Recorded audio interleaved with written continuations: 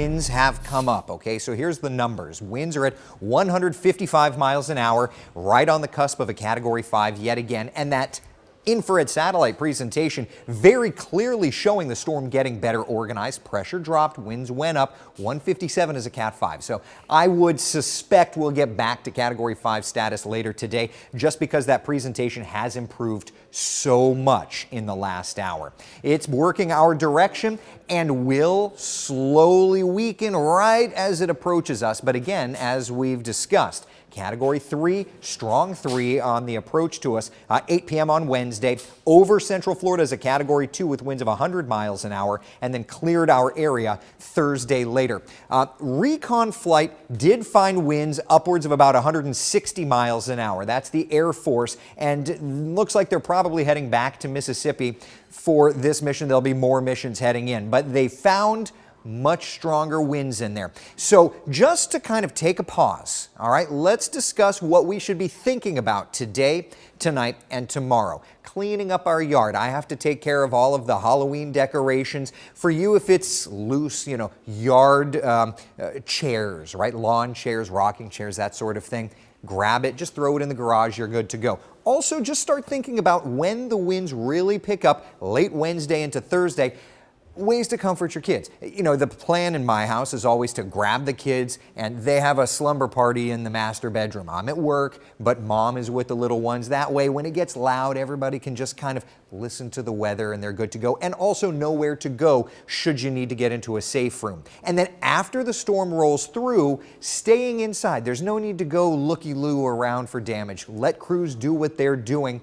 Truthfully, a lot of injury and unfortunately fatalities happen in that aftermath, people driving when they just shouldn't be doing that. Now, let's talk about the dynamics atmospherically. There's the hurricane. This is the water vapor channel of the satellite. Think of it as an X-ray in the atmosphere. This yellow shade, that is super dry air. So essentially, it's going to grab the storm and force it into Florida. But while it's doing that, there is some toll that we'll take from this kind of counteraction of winds, and that's the wind shear that we think should eventually start to bring the storm's intensity down. But that said, we're still talking about those major impacts, and at least along Florida's west coast, it's going to be a very significant storm surge. In our area, the squally weather picks up, and then of course the hurricane moves right through Central Florida. Here's meteorologist Marquise Mita with the timing using Futurecast. Thank you, Eric. We'll take you frame by frame right now, hour by hour. Now, throughout the day on Wednesday, we're going to have some bands of rain, but they will pick up in intensity as we move across the afternoon and into the evening, and so will the wind speeds. In the late afternoon and throughout the evening, we'll see those tropical storm force winds coming in from the south, wrapping around Milton. Here we go. 36 mile per hour conditions out towards Winter Haven in Brevard County. Here we are at 6:30, just about 6 hours before landfall, 6 to 8 hours before landfall. We see the winds picking up to 40+ mile per hour conditions in Melbourne and Palm Bay. As we continue over time, we are only getting faster and faster. We've got 40 mile per hour conditions or greater before landfall here across parts of I-75 through Ocala, the Villages, and Wildwood. And this is all happening overnight. And keep in mind, these are the outer bands of the storm where we could have some severe weather. Severe thunderstorm warnings are going to be common, and we could possibly even see tornadic spin-ups.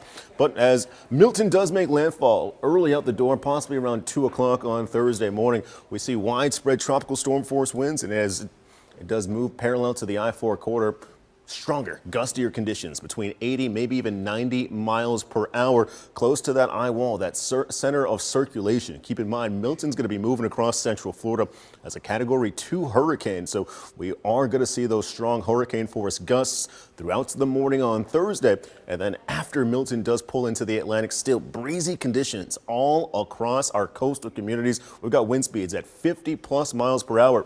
All the way from Palm Coast down to Palm Bay. So even as Milton pulls the precipitation offshore, you're still dealing with strong and breezy conditions, which could result in power outages. Let's talk about the severe weather threat.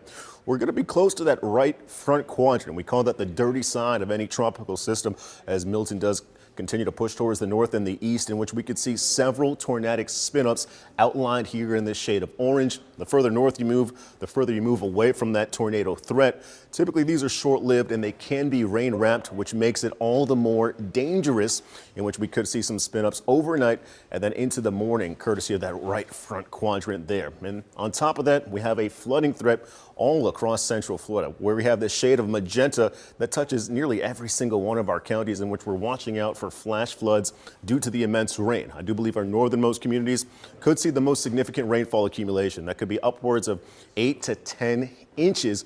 But here's a last look at the timeline. Squalls start to increase on Wednesday. Winds are picking up in the afternoon.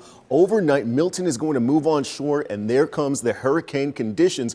And then throughout the morning on Thursday, the hurricane's going to push towards the north and the east, offshore in the middle of the day.